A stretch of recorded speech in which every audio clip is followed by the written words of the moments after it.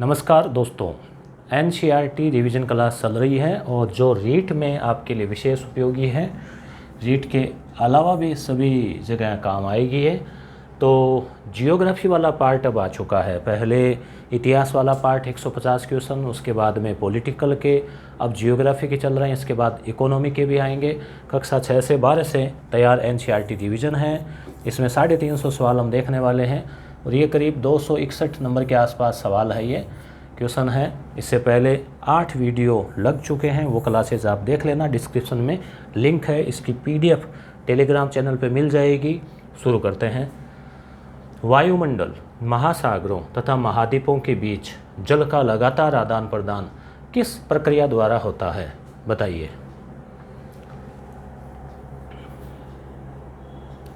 तो महासागरों और इनके बीच,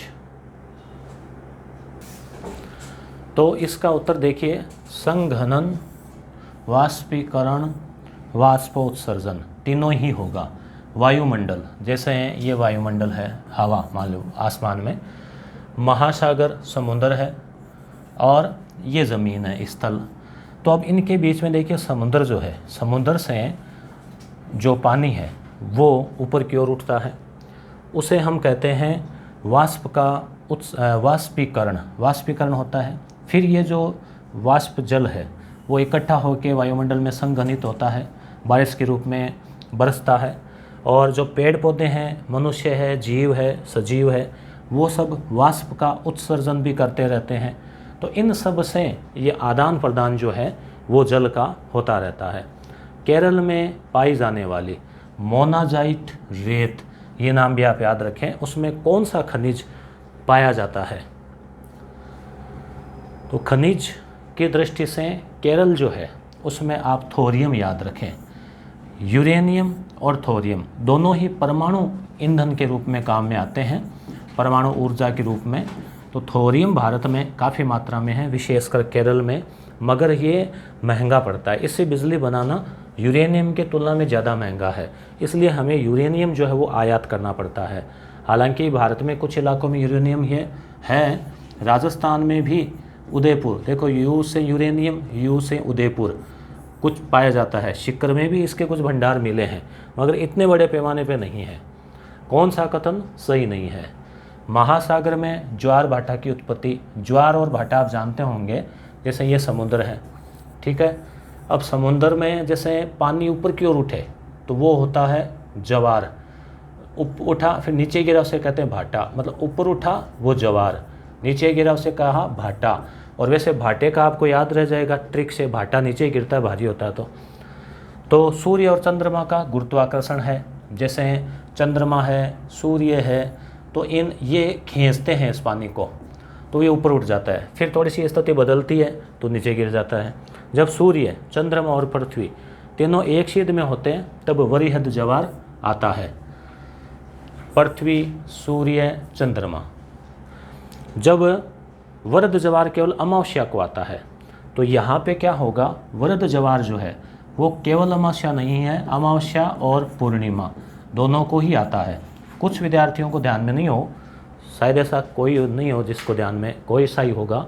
अमावस्या पूर्णिमा पता ही है आपको। महीना शुरू होता है तो उसका जो पहले वाला जो पक्ष है, कृष्ण पक्ष, अंधेरा पखवाड़ा, उसमें जो 15 तारीख यानी 15 तिथि आती है, 14, उसके बाद में उसको 15 नहीं बोलते, अमावस्या बोलते हैं। फिर वापस एकम, द्वितीया या दूज, तीज ऐसे। और महीना जब खत्म होता है, जब वो शुक्ल पक्ष चलता है, शुक्ल यानी सफ़ेद, जिसमें उजाला होता है, चांदनी रात होती है, और पूर्णिमा के दिन जो 15 वाला दिन है पूर्णिमा। तो अमावस्या पूर्णिमा 15-15 दिन महीने में लगभग 2 बार।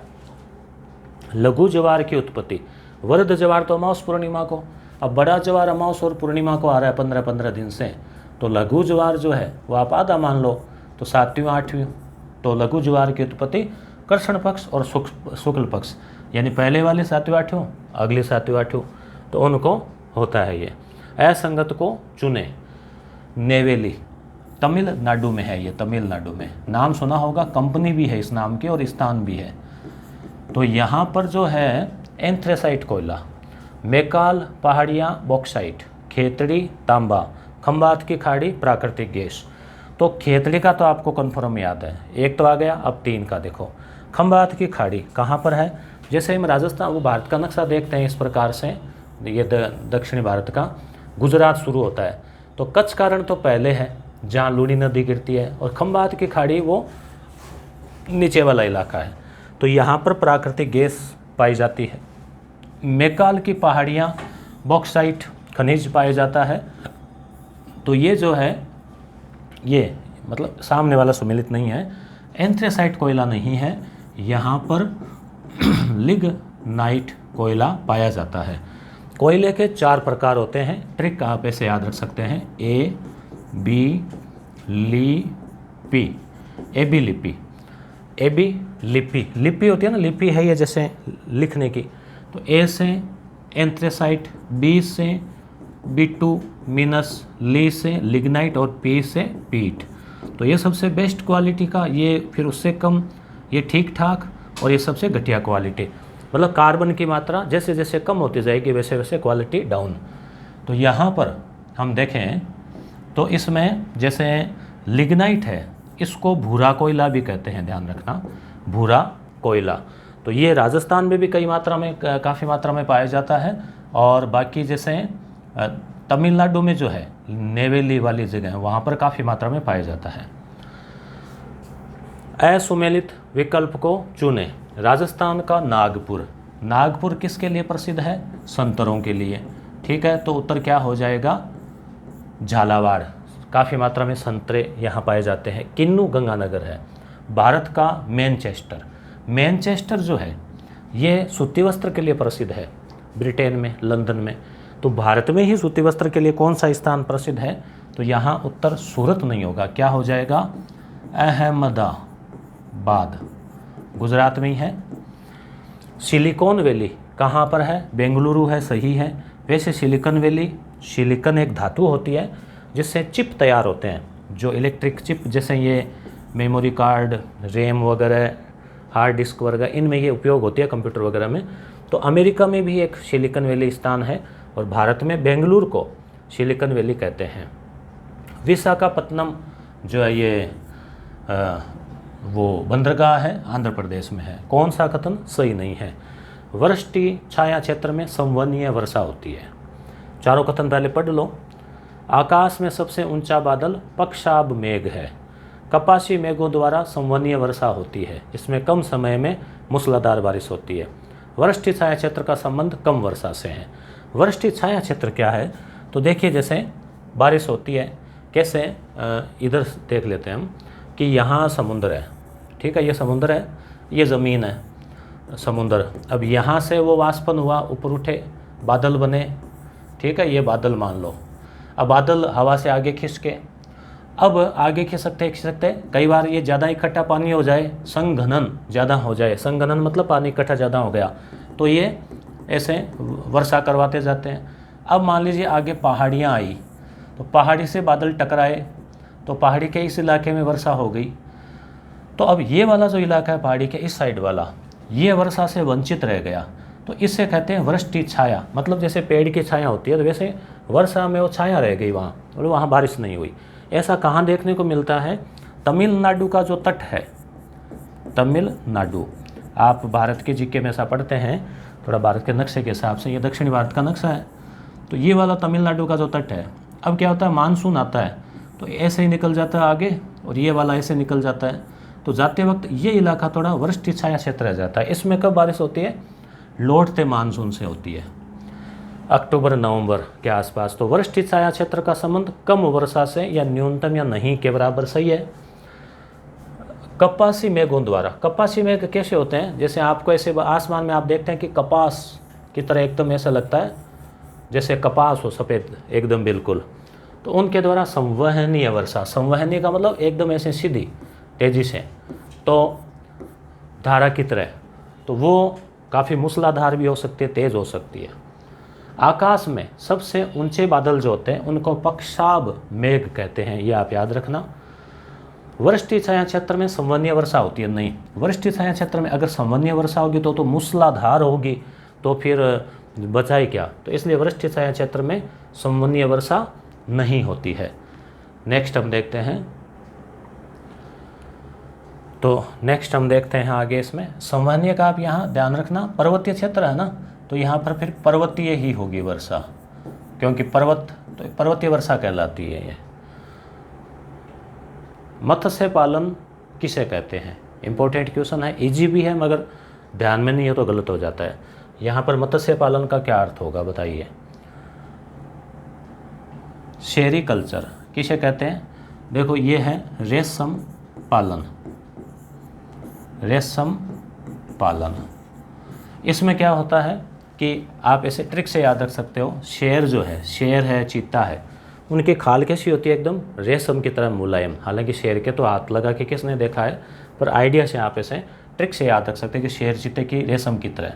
पिसीकल्चर ये मत्स्य पालन है।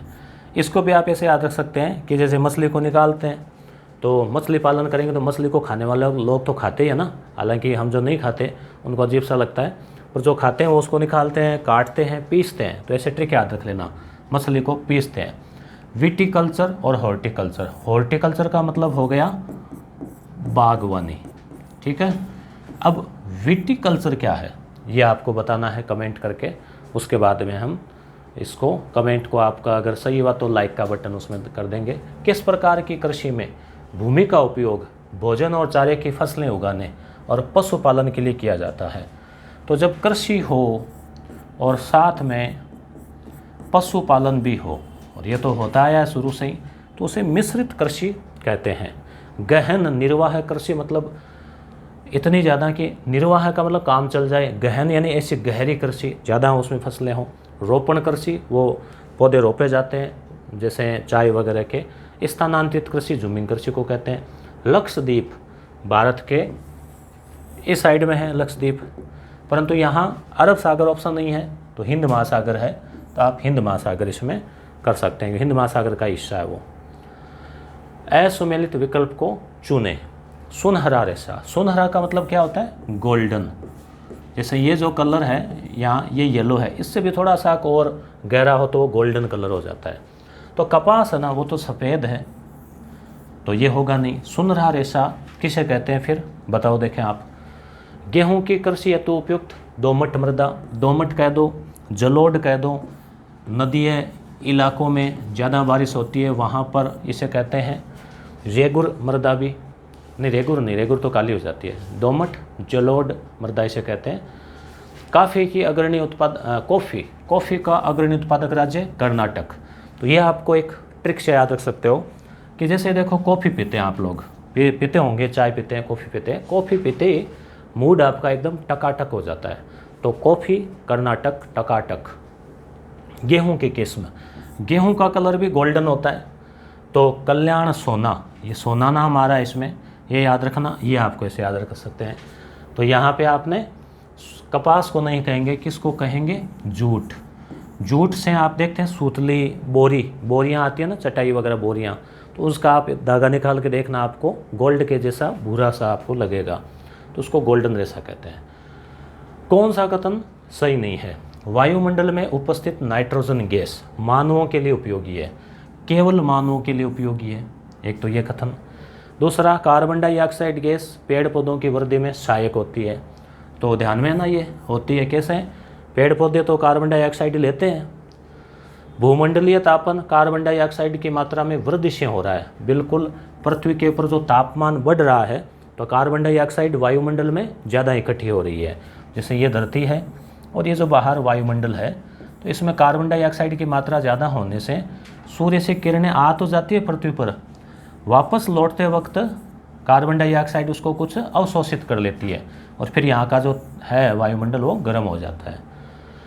आगे हम देखें अगला, पृथ्वी के तापमान में वृद्धि को भूमंडलीय तापन या ग्लोबल वार्मिंग कहते हैं, तो ये सही हो गया और ये भी सही है। फिर वो नाइट्रोजन वाला है ना, उसमें क्या है कि केवल मानव के लिए नहीं बल्कि सभी के लिए, पेड़ पौधों के लिए तो नाइट्रोजन बहुत ज़रूरी है और मनुष्य के लिए भी। जैसे हम ऑक्सीजन लेते हैं तो 21% ऑक्सीजन जाती है, बाकी नाइट्रोजन भी जा रही है। अगर केवल ऑक्सीजन ले लें सीधे तो व्यक्ति की मृत्यु हो जाएगी, ऑक्सीजन पच नहीं पाएगी, साथ में नाइट्रोजन भी ज़रूरी होती है। और निष्क्रिय गैस है, चिप्स वगैरह क्या पैकेट देखते हैं फुला हुआ होता है, तो क्यों? क्योंकि वो फुला हुआ नहीं होगा तो टूट जाएगा। अब उसमें गैस है, अब गैस में अगर कौन सी गैस डालते हैं, ऑक्सीजन वगैरह डालेंगे तो वो अभिक्रिया करेगी, उसमें जीवाणु उत्पन्न हो जाएंगे। तो नाइट्रोजन गैस जो है चिप्स आदि जो पैकेट है उसमें डाली जाती है। बल्ब है, बल्ब के अंदर जब बल्ब फूटता है तो आवाज़ आती है ना ज़ोर की, उसमें भी नाइट्रोजन गैस होती है, वो निष्क्रिय गैस होती है ये, तो इसलिए इसको डाला जाता है निष्क्रिय। परंतु पेड़ पौधों के लिए, जड़ों के लिए फ़ायदेमंद है। विश्व की सबसे पुरानी वलित पर्वत श्रृंखला कौन सी है? वलित का क्या मतलब हुआ? वलित का मतलब जैसे इधर से कोई चीज़ है, इधर से भी चीज़ है, दोनों का आप जोर लगाओगे तो फिर ये क्या होगा, ऐसे ऐसे हो जाएगी ना कोई, यानी इस टाइप से, तो इसे वलित बोलते हैं। तो सबसे पुरानी पूछा है तो अरावली पर्वत है, प्री कैम्ब्रियन युग की है ये, प्री कैम्ब्रियन। ये कई युग हुए थे, जियोग्राफी में आता है, उसमें आप प्री कैम्ब्रियन याद रख लेना। खरीफ फसल नहीं है, अभी जून चल रहा है, बारिश आते ही खरीफ की फसल खेतों में बोई जाएगी जून जुलाई में। तो इसमें मोटे अनाज जैसे आ जाते हैं, तो बाजरा है, सोयाबीन है, मक्का है, या तो आप इसको ऐसे याद रख सकते हो कि जैसे जिन मोटा अनाज है ना, तो जैसे भारी, थोड़े से खाने में भी भारी हैवी होते हैं। मान लो आप गेहूं की 4 रोटी खाई, बाजरे की 4 रोटी खा लोगे तो हिल ही नहीं पाओगे। नॉर्मली व्यक्ति की बात कर रहा हूँ मैं, किसान लोगों की नहीं। तो बाजरा मोटे अनाज में, सोयाबीन में भी प्रोटीन ज़्यादा होता है, मक्का भी ताकतवर होता है। तो ऐसे आप इन चीज़ों को ऐसे, अब जैसे कपास है, कपास हालांकि कपास से कोई ऐसे खाया नहीं जाता, कपास फुला हुआ काफ़ी लगता है ना, तो मोटी चीज़, तो ऐसे मोटे अनाज से या मोटी चीज़ से, या फिर खरीफ से, तो खरीफ में कपास भी आ गया।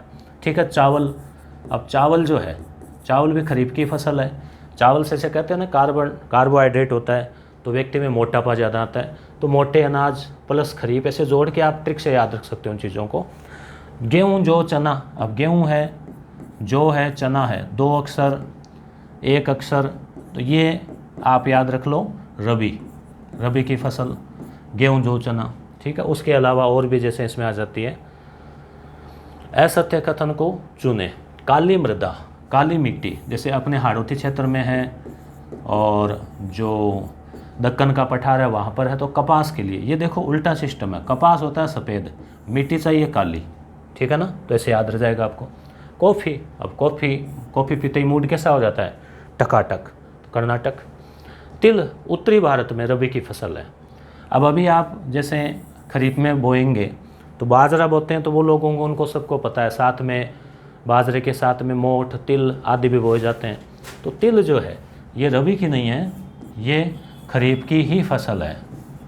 ठीक है, दक्षिण भारत का इसका मालूम नहीं। रबड़ की फसल के लिए 200 सेमी से अधिक वर्षा की आवश्यकता होती है, तो ये भी सही है। रबड़ फसल होती है, इसकी पौधा होता है इसका, तेज़ बारिश, फुल बारिश दक्षिण भारत में तभी ये केरल आदि क्षेत्रों में होता है, क्योंकि तटीय इलाके हैं, ज़्यादा वर्षा होती है वहाँ। अब राजस्थान में तो कुल कितनी 55-56 और आली वर्षा है। कौन सी दलहन फसल मृदा की उर्वरता में कोई वृद्धि नहीं करती? दलहन यानी दालें, जिसकी दाल बन जाए, तो मृदा मिट्टी की उर्वरता बढ़ाती है। देखो दालें है ना, जैसे अब राजस्थान में तो क्या होता है कि खरीफ की फसल बोते हैं, साथ में दालें भी बोते हैं नॉर्मली, मूंग, मोठ आदि। तो दाल जो है वो क्या करती है, ज़मीन की उर्वरकता बढ़ाती है। उसकी जड़ें जो है उसमें एक राइजोबियम जीवाणु पाया जाता है। अब ये पहले के याद किए हुए हैं, याद आ जाते हैं तो बीच में बता देते हैं। राइजोबियम, तो ये क्या करता है, उसकी जड़ों में नाइट्रोजन जो उसकी पूर्ति ज़्यादा करता है और उर्वरकता बढ़ाता है। तो मूंग, मटर, चना ये तो सभी है ही। अरहर जो है ये जो है कोई उर्वरकता नहीं बढ़ाती। तो इसको आप इसे याद रख सकते हैं कि अरे रहन दे, मैं से किसान है उसका अरे रुको, अरे नहीं, अरे तू जो है, अरे तू रुक, ये मत बोना, कोई फ़ायदा नहीं करेगी। ऐसे आप ट्रिक से याद रख सकते हो। कर्तन दहन प्रणाली, कर्तन मतलब काटना, दहन यानी जलाना। तो पहले जो घास फूस पेड़ पौधे उनको काटते हैं, फिर जलाते हैं, फिर जो राख वाक्ष होती है वहाँ पे बीज बो देते हैं। तो ये क्या कह लेते हैं कृषि, झूमिंग कृषि है ना, आप जानते हैं झूमिंग, बत्रा, दजिया, चीमाता, झूमिंग। ठीक है, अब इसमें ये अलग अलग क्षेत्रों में इसके नाम है, जैसे बेवर मध्य प्रदेश में है, बेवर। अब कोई भी आप ट्रिक से जोड़ के याद रख सकते हो। दीपा अंडमान निकोबार, कुरुआ झारखंड, ठीक है, पोडू हिमाचल क्षेत्र। तो ये जो है ये सही नहीं है। तो यहाँ क्या होगा फिर, ये आप कभी कभी नाश्ता करते हो सुबह पोहा का नाश्ता करते हो ना, तो मतलब आंध्र प्रदेश, तो आंध्र प्रदेश में जो है ये है। ये जो पीडीएफ है एक्सप्लेन की हुई टेलीग्राम चैनल पे मिल जाएगी। कंप्लीट पीडीएफ आपको चाहिए 350 क्वेश्चन एनसीईआरटी, उसके अलावा एनसीईआरटी 1 लाइनर रीड के लिए यूनिट 1, 2, 3, 4, 6, 7 तक नोट्स, राजस्थान अध्ययन, old paper, psycho, Sanskrit, teaching method, सब 21 पीडीएफ का एक कोर्स है 95 का, जो कि यस गुरु ऐप के ऊपर है। उसमें 21 पीडीएफ आपको मिलेगी। उनको आप ब्लैक तीर से डाउनलोड कर पाएंगे मोबाइल में। प्रिंट निकालना हो प्रिंट निकाल सकते हैं, पैसे आपके लगने ले सकते हो, हमने आपको सुविधा दे दी है। कौन सा कथन सही नहीं है? भारत में छोटा नागपुर के पठार में लोहा, कोयला, मैंगनीज के बहुत बड़े भंडार पाए जाते हैं। तो बिल्कुल सही है ये। अब छोटा नागपुर है कहाँ? देखो नाम है छोटा मगर काम बड़ा, लोहा, कोयला, मैंगनीज। तो छोटा नागपुर कहाँ है? कमेंट करो। चित्तौड़गढ़ दुर्ग मेसा पठार पर स्थित है। दक्कन का पठार विश्व का सबसे ऊंचा पठार है? नहीं। दक्कन का पठार कैसे हुआ? दक्कन का पठार कौन सा? दक्षिण भारत आप देखते हैं तो इसमें ये जो बीच वाला इलाका इसे पठारी इलाका, थोड़ा ऊंचा इलाका है, समतल ऊंचा। तो दक्कन का पठार विश्व का सबसे ऊंचा पठार नहीं है। विश्व का सबसे ऊंचा जो पठार है वो तिब्बत का पठार है। विश्व के छत भी कहते हैं ना।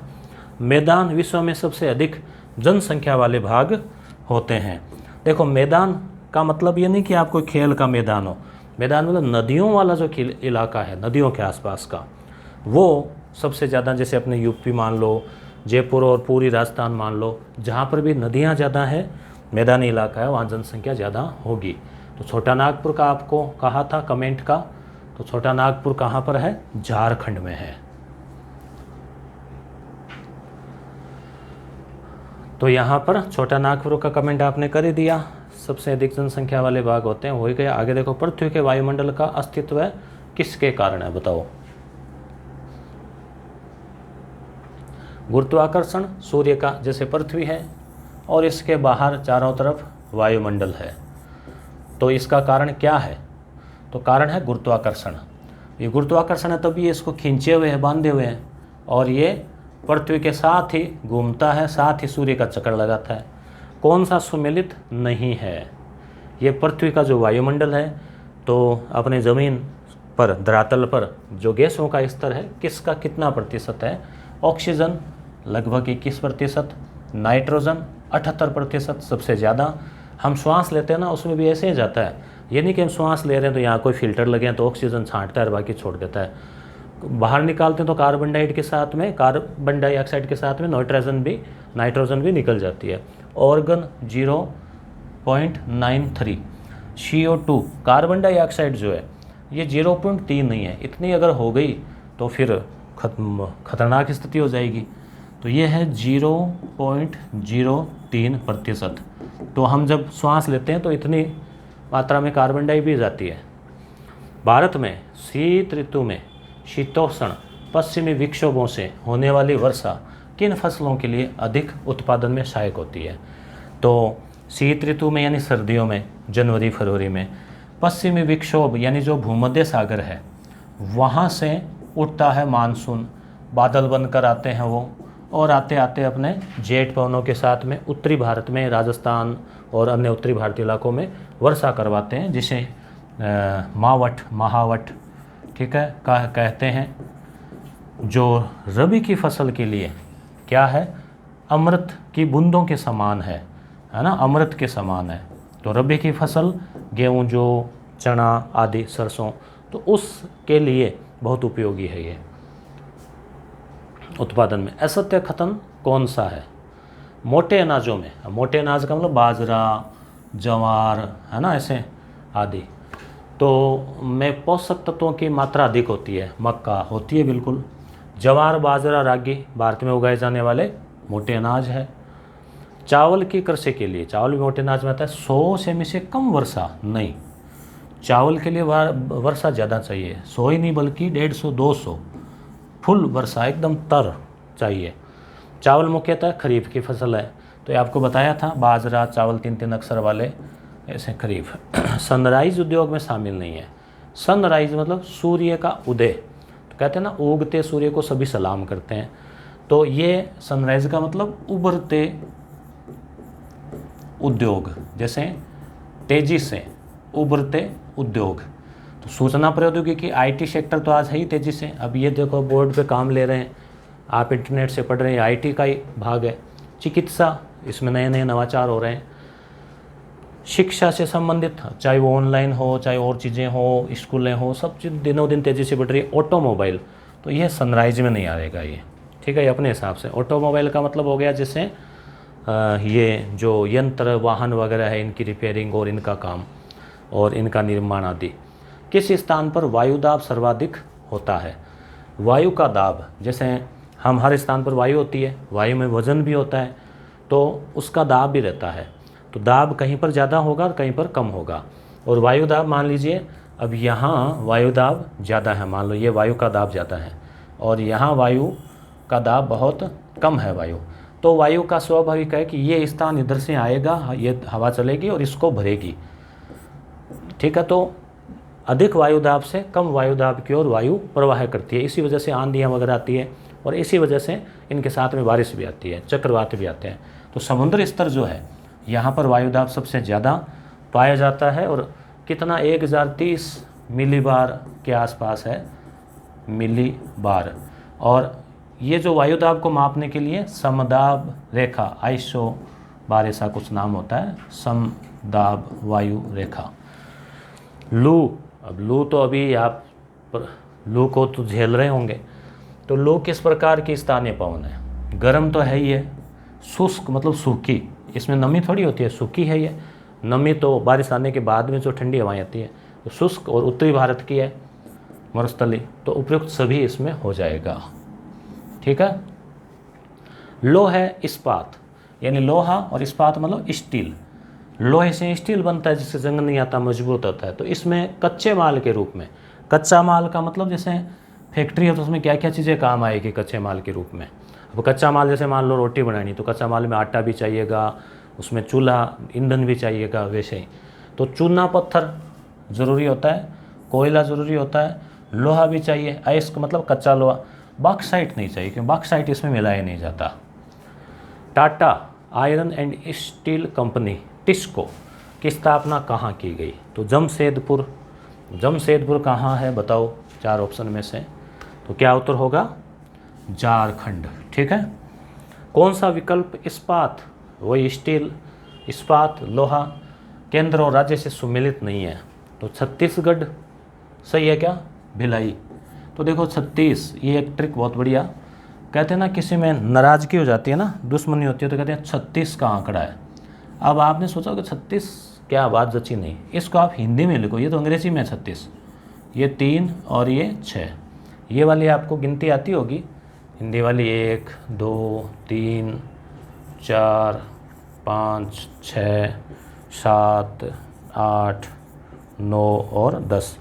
कई बार ऐसे होता है ना, जैसे आप किराना की दुकान से सामान लाते हो और वो लिख देते हैं, जैसे आप लाए सामान कि इतने की चाय, इतने की चीनी है, उसने लिख दिया ऐसे मान लो कि ये जो रुपए हैं ये हो गए इतने की, इतने के बादाम हो गए, इतने के हो गए। अब आप घर पे आके देखते हैं, घर वाले कहते हैं कि लो देखना कितना हिसाब हुआ, तो आप पर्ची को ऐसे ऊपर नीचे करेंगे, फिर दुकान वाले ने साफ नहीं लिखा, ऐसे लिख दिया जल्दबाजी में और आप साइड में कर देते हैं, जबकि रियलिटी क्या है, थोड़ा सा आपने समझने का है। तो 1 से 10 तक आप ये गिनती भी याद रखना, ये हिंदी की है। तो ये देखो एकदम इसके विपरीत है 3 और 6, तो 36 का आंकड़ा। अब आजकल कहते हैं ना कि भलाई का तो ज़माना ही नहीं है, भलाई करो तो दुश्मनी मोल लो। तो भलाई करने से, हालांकि भलाई करनी चाहिए, ऐसी बात नहीं है, क्योंकि जो शाश्वत सिद्धांत है वो तो शाश्वत रहेंगे, परंतु ऐसे ट्रिक से आप याद सकते हैं कि ज़्यादा भलाई करते हैं तो 36 का आंकड़ा हो जाता है। कर्नाटक, तो टकाटक कॉफ़ी, और कॉफ़ी पियो, एकदम मूड सही करो, विजय प्राप्त करो।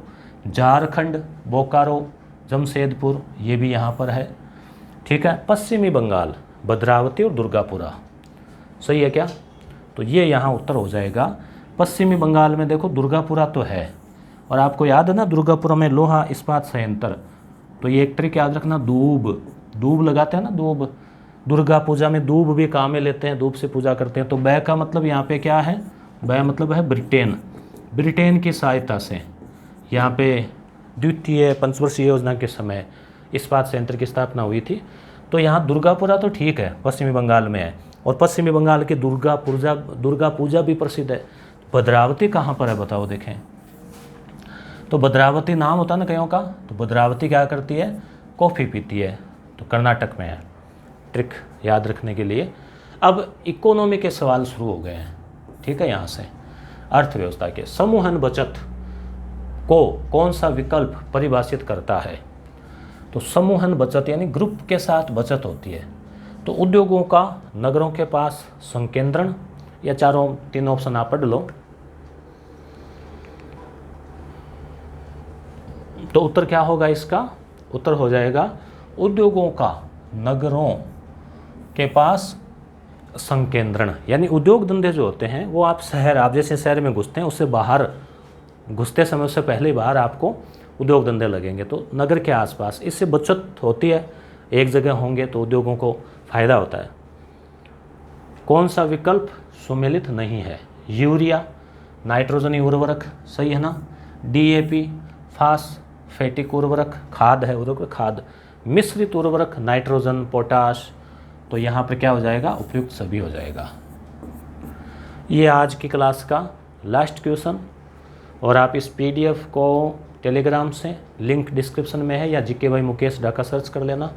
फिर इस PDF पे आप जैसे क्लिक करेंगे ना, जो मैं जिस कोर्स की बात कर रहा था, चिराग 25, अच्छा 21 का 25 कर दिया संजय पाल जी ने, PDF इसमें और मिलने वाली है आपको।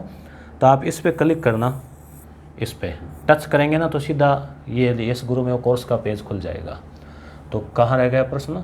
कौन सा उद्योग बॉक्साइट को कच्चे माल के रूप में, यानी बॉक्साइट खनिज है, अयस्क है, और उस अयस्क से जो खनिज से जो धातु तैयार होती है वो क्या होती है? एल्यूमिनियम। घरों में जो बर्तन है ना आपके, कोई भगोने वगैरह, प्रेशर कुकर, एल्यूमिनियम धातु का बना होता है। देखने में जैसे चांदी वाला सा कलर होता है, मगर स्वास्थ्य के लिए कोई ज़्यादा ये उपयोगी नहीं है, फ़ायदेमंद नहीं है। तो ये अब जियोग्राफी और साथ ही चल रही इकोनॉमिक दोनों ही। तो अब हम अभी आगे और रहेंगे क्वेश्चन, तो अगले वीडियो में मिलेंगे, वीडियो नंबर 10 में, और या PDF डाउनलोड कर लेना। धन्यवाद।